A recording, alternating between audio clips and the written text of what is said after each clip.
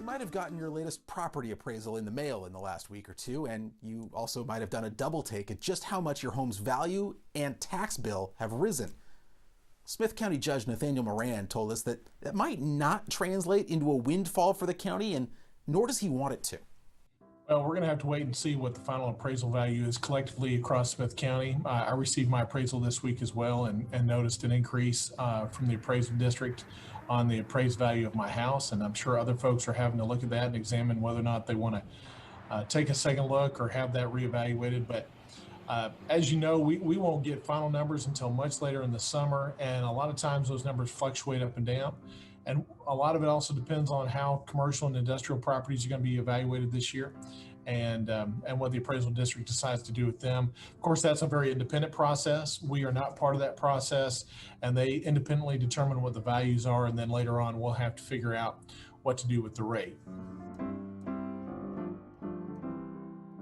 We did. Last year in Smith County, we took the unprecedented step to go even below the no new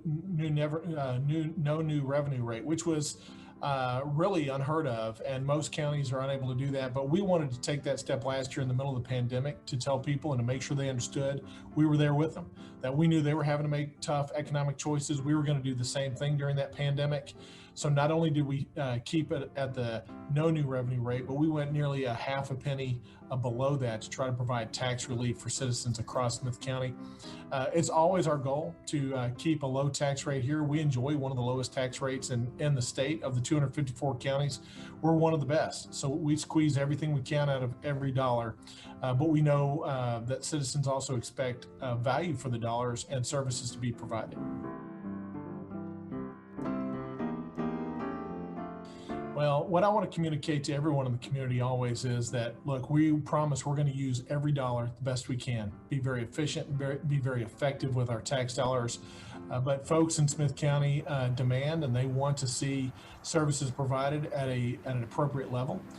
Services such as the district clerk services, county clerk services, our judicial law enforcement, they want their property protected. They want the civil processes and judicial processes to work. They want the roads fixed.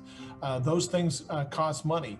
And so as long as we focus on the use and make sure that our use is as appropriate as possible, and we're squeezing everything we can out of every dollar, that rate's going to be as low as possible to provide the appropriate services that the community demands.